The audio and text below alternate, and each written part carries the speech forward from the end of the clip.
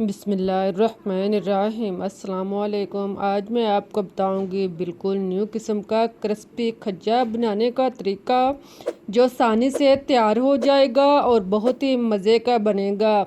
امید ہے کہ آپ لوگوں کو ریسپیز پسند آئے گی۔ اگر ریسپیز اچھی لگے تو اسے لائک، شیئر اور سبسکرائب کرنا مت بھولیے گا۔ تو اس کے لیے ایک عدد انڈا لیں، اس کو آپ توڑ کر باؤل میں ڈال لیں۔ ساتھ میں آپ 2 سے 3 چمچ آئل ڈال لیں اور 1 چمچ نمک ڈال لیں۔ ان ساری چیزوں کو ڈال کر آپ اس کو اچھی طرح مکس کریں، انڈے کو پھینٹیں اور ان چیزوں کو آپ اس میں اچھی طرح مکس کریں، میش کریں۔ جب انڈا اچھی طرح پھینٹ کے تیار کر لیں تو آپ اس میں 2 پیالی میدا شامل کریں۔ میدے کو آپ پہلے چھان کر صاف کر لیں اور پھر آپ اس کے اندر شامل کریں۔ اب آپ اس کو اچھی طرح مکس کریں، ہاتھ کے ساتھ اس کو آپ انڈے کے اندر آہستہ آہستہ مسل کر میش کرتے جائیں۔ جب انڈا اچھی طرح آٹے کے اندر میش ہو جائے، جذب ہو جائے، آٹا تیار ہو جائے تو آپ اس میں تھوڑا سا پانی لگائیں اور اس کو آپ گوندھ لیں۔ تھوڑا تھوڑا پانی لگاتے جائیں اور اس کو آپ گوندھتے جائیں۔ خشک حصے کو آپ ایک سائیڈ پہ کریں اور گیلے حصے کو آپ ایک سائیڈ پہ کر کے اس کو آپ اچھی طرح 5-7 منٹ تک گوندھ لیں۔ اس کو آپ تھوڑا ٹائٹ رکھ کر گوندیں، عام آٹے کی طرح گوندیں لیکن عام آٹے سے تھوڑا سخت رکھ کر گوندیں۔ پھر آپ اس کا باؤل سا بنا لیں، اس کو آپ دونوں ہاتھوں میں اکٹھا کر کے اس کا پیڑا سا بنا لیں۔ اب آپ اس کو موم کے کاغذ یا شاپر میں ڈال کر آپ اس کو 10 سے 15 منٹ کے لیے ایک سائیڈ پر رکھ دیں تاکہ آٹا جو ہے وہ بہترین تیار ہو جائے۔ 15 سے 20 منٹ کے بعد آپ اس کو شاپر سے نکالیں، کاغذ کو آپ ایک سائیڈ پر رکھ دیں، آٹے کو آپ 2-3 دفعہ ہاتھوں میں فولڈ کریں اور اس کا آپ بڑا سا پیڑا بنا لیں۔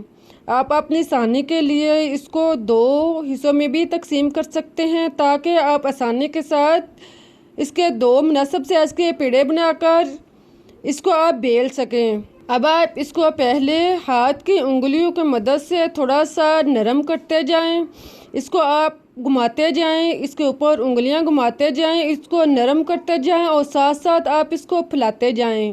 اس طرح آپ اس کے چھوٹی سی روٹی جو ہے وہ تیار کریں۔ ہاتھ کے ساتھ آپ اس کو پھیلانے کے بعد اب آپ اس کو بیلنے کے ساتھ بیل لیں۔ اس کو آپ عام روٹی کی طرح بیلیں، تھوڑی بڑی رکھ کر اس کا آپ بڑی سی روٹی جو ہے وہ بیل لیں۔ ساتھ میں آپ اس کی سائڈیں چینج کرتے جائیں۔ اگر ضرورت محسوس ہو تو آپ خشک آٹے کا چھڑکاؤ کر سکتے ہیں، آپ خشک آٹے کا چھڑکاؤ نیچے بھی کر لیں اور روٹی کے اوپر بھی ڈال لیں تاکہ روٹی بیلتے ہوئے چپکے نہیں۔ پھر آپ اس کی بڑی سی روٹی جو ہے وہ آسانی کے ساتھ بیل سکیں گے۔ آپ دیکھیں اس طرح کی روٹی بیل لیں۔ اس کو بیلنے کے بعد آپ اس کے اوپر خشک آٹے کا چھڑکاؤ کریں۔ خشک آٹے کا چھڑکاؤ کرنے کے بعد اب آپ اس کو فولڈ کریں۔ اس کو آپ تیسرا حصہ جو ہے وہ فولڈ کریں۔ اب آپ سامنے والا حصہ جو ہے وہ اس کے اوپر رکھ کر فولڈ کریں۔ اس کو آپ 3 تہوں میں بنڈل کی طرح بنا لیں۔ دیکھیں اس طرح آپ اس کو فولڈ کرنے کے بعد اب آپ اس کو ہاتھ کے ساتھ دبا کر سیٹ کر لیں۔ پھر آپ اس کے اوپر خشک آٹے کا چھڑکاؤ کریں اور اس کو آپ دوسری سائڈ سے بھی فولڈ کریں۔ اب آپ اس کو 4 حصوں میں فولڈ کریں۔ اس کو 2 حصوں میں فولڈ کرنے کے بعد اب آپ اس کے اوپر آٹے کا چھڑکاؤ کریں اور دونوں فولڈ شدہ حصے کو آپ درمیان سے خالی لین سے آپ اس کو دوبارہ فولڈ کریں۔ اس طرح یہ ہمارے پاس 4 تہوں میں فولڈ بنڈل کی طرح تیار ہو جائے گا۔ اس کو آپ دبا کر سیٹ کر لیں۔ آپ اس کو 5 منٹ کے لیے چھوڑ بھی سکتے ہیں تاکہ آپ کو بیلنے میں آسانی ہو، تھوڑا نرم ہو جائے تو آپ آسانی کے ساتھ بیل لیں۔ آپ اس کو اسی وقت بھی بیل سکتے ہیں۔ اس کے گرد آپ خشک آٹا لگا لیں اور پھر آپ اس کو بیل لیں۔ اس کو آپ پہلے ہاتھوں کے ساتھ، انگلیوں کے ساتھ دبا کر نرم کریں اور پھر آپ اس کو بیلتے جائیں۔ اب آپ اس کو اسی طرح جیسے آپ نے بنڈل بنایا ہے اسی شیپ میں آپ اس کو بیلتے جائیں۔ जब बंडल छोटा हो तो आप इसको उठाकर इसके साइड चेंज कर सकते हैं ताकि आप आसानी के साथ दोनों साइडों से बेल लें। जब बंडल हाफ जो है वो तैयार हो जाए तो फिर आप बेलने के साथ इसको दो साइडों से बेल लें। आप इसको लंबाई में भी बेलते जाएं और चौड़ाई में भी बेलते जाएं। कभी आप इसको लंबाई में बेलें, एक दफ़ा लंबाई में बेलें और एक दफ़ा आप इसको चौड़ाई में बेलें। देखिए इस तरह बेल कर आप इसके बड़ी सी रोटी बंडल जो है वो तैयार कर लें। अब आप एक गिलास लें या आप डिब्बे का ढक्कन ले लें, कोई भी इस तरह का गोल सा सांचा ले लें। इसको आप रोटी की एक साइड से इसको ऊपर रख कर घुमाएं तो इस तरह ये छोटी छोटी रोटियां जो हैं वो स्नैक्स जो हैं इसके निशान जो हैं वो लगते जाएंगे। इस तरह आप इसको साथ साथ रख के घुमाते जाएं और इसके स्नैक्स जो हैं वो निकालते जाएं। इसी तरह आप बाकी सारी रोटी को इसके ऊपर रख कर घुमाते जाएं और स्नैक्स निकालते जाएं। देखें इस तरह आप आखिर तक इसके स्नैक्स जो हैं वो निकाल लें। अगर घुमाते हुए कोई हिस्सा साथ जुड़ गया हो तो आप इसको छुरी के साथ अलग कर लें। इस तरह आप सारे स्नैक्स जो है वो निशान लगाने के बाद अब आप रफ आटे को उठाकर अलग कर लें। देखें आसानी के साथ आप रफ आटे को अलग कर सकते हैं और हमारे पास कितने ज़्यादा ढेर सारी रोटी जो हैं वो तैयार हो चुकी हैं।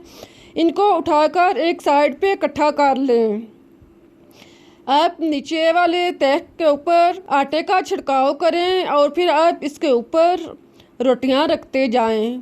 इस तरह आप इसके ऊपर एक और तह लगाएं।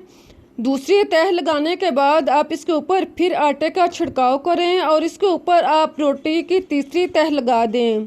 जितनी भी तह आपने लगानी है इसके ऊपर आप आटे का मैदे का छिड़काव करें और तह को लगाते जाएं। इस तरह रोटियां जो हैं स्नैक जो हैं वो जुड़ेंगे नहीं।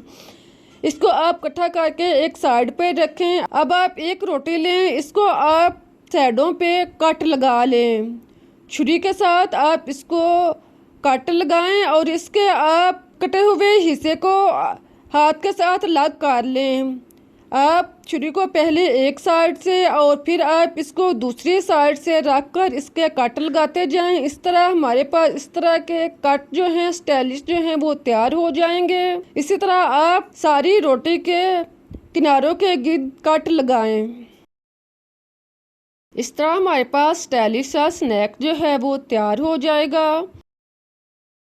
देखें हमारे पास इस तरह का स्नैक जो है वो तैयार हुआ है। इसको आप एक साइड पे रख दें। अब मैं आपको एक और रोटी को कट लगा के दिखाती हूँ ताकि आपको बनाते हुए मुश्किल पेश ना आए और आप आसानी के साथ बना सकें।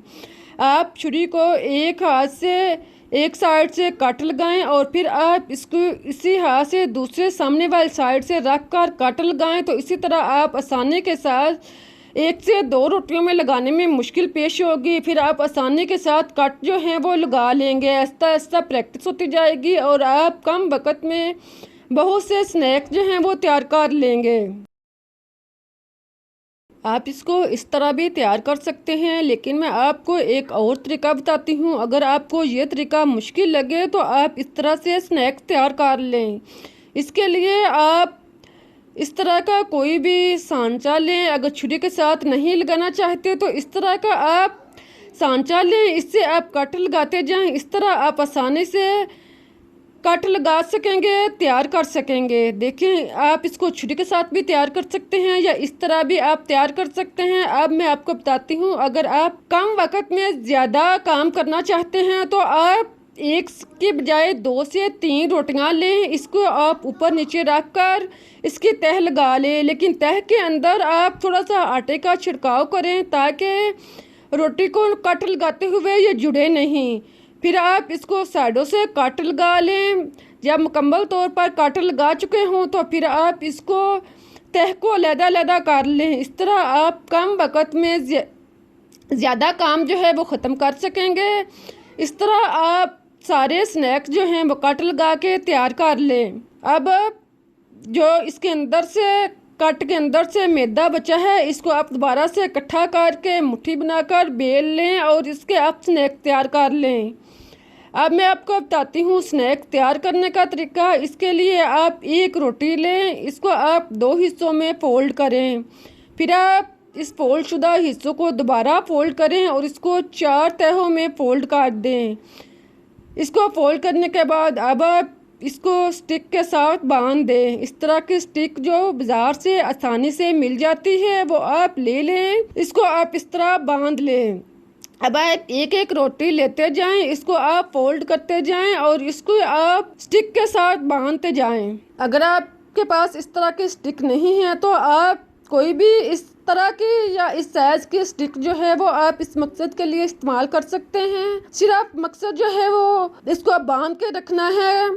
आप इस तरह रोटियां जो हैं वो बनाते जाएं और सारे स्नैक जो हैं वो तैयार करते जाएं। इसको तैयार करने के बाद अब आप घी या ऑयल को गरम करें। जब अच्छी तरह गरम हो जाए, लेकिन ख्याल रहे कि आपने ज़्यादा गरम नहीं करना। इसको आप नॉर्मल गरम करने के बाद एक एक करके स्नैक्स को इसके अंदर डालते जाएं। आप देखेंगे कि जैसे जैसे घी जो है वो गर्म होता जा रहा है, घी में स्नैक्स फ्राई होते जा रहे हैं तो ये खुलते जा रहे हैं। अब जैसे जैसे ये फ्राई होंगे ये खुलकर फूल की शक्ल में बनते जाएंगे।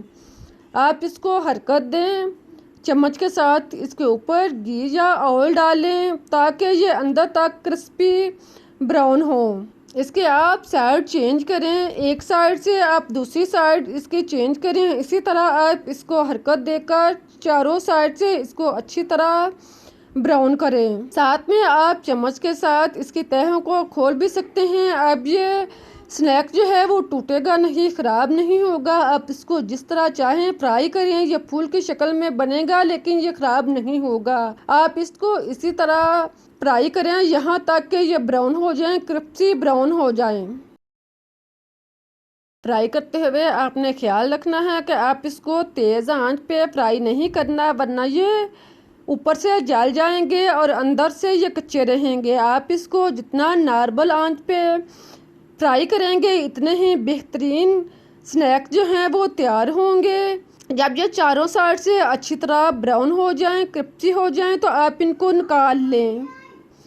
इसको निकाल कर इसका ऑयल अच्छी तरह रिमूव करें और इसको एक साइड पर रख दें। आप बाकी स्नैक्स भी इसी तरह फ्राई करते जाएं। अगर फ्राई करते हुए आप इसका कट वाला हिस्सा नीचे की साइड पे रखें तो इस तरह बेहतरीन फूल जो है वो तैयार होगा। आप देखें कि जैसे जैसे ये गर्म होते जा रहे हैं, आप खुद देख रहे हैं कि ये खुलते जा रहे हैं, बिल्कुल मोती के फूल की तरह बनते जा रहे हैं।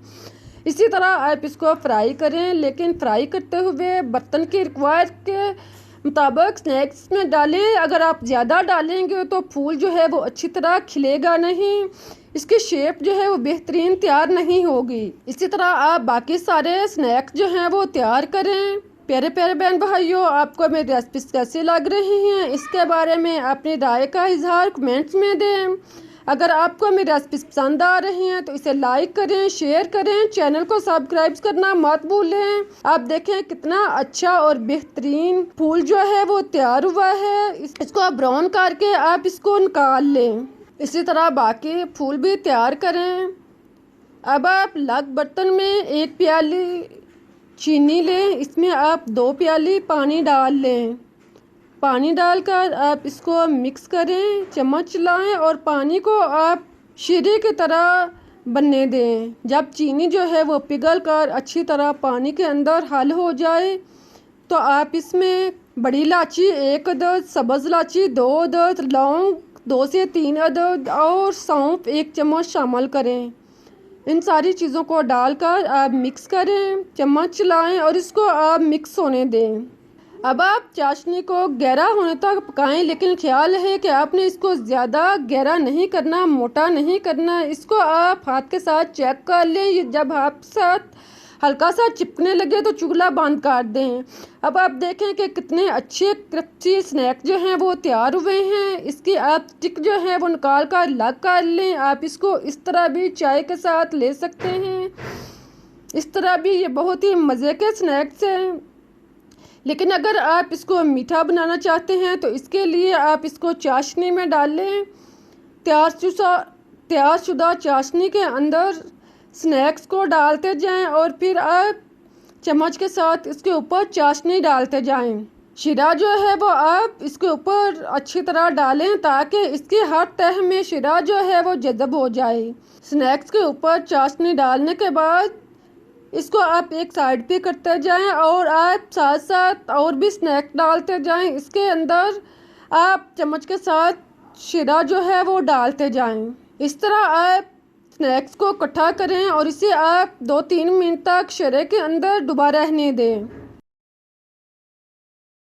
اب آپ برتن کے ریکوائر کے مطابق یہ سنیکس جو ہے وہ نکال لیں۔ اس کے اندر چاشنی جو ہے وہ اچھی طرح جذب ہو جائے تو آپ اس کو نکال لیں۔ اس کو آپ نکال کر پلیٹ میں یا آپ اس کو جالی پہ رکھیں اور باقی جو ہیں وہ سنیکس اس کے اندر ڈال کر آپ اس کو شیرے میں رول کر لیں۔ اسی طرح آپ اس کو شیرے کے اندر ڈالتے جائیں اور اس کے اندر آپ اچھی طرح شیرہ جو ہے وہ جذب کریں۔ اب دیکھیں کتنا اچھا مزے کا کرسپی سنیک جو ہے وہ تیار ہوا ہے۔ اس کی ہر تہہ جو ہے وہ کرسپی فرائی ہوئی ہے اور شیرہ جو ہے وہ بہترین اس کے اندر جذب ہوا ہے۔ امید ہے کہ آپ لوگوں کو ریسپی پسند آئی ہوگی۔ مجھے اجازت دیں، پھر ملتے ہیں ایک نئی ریسپیز کے ساتھ۔ تب تک کے لیے اللہ حافظ۔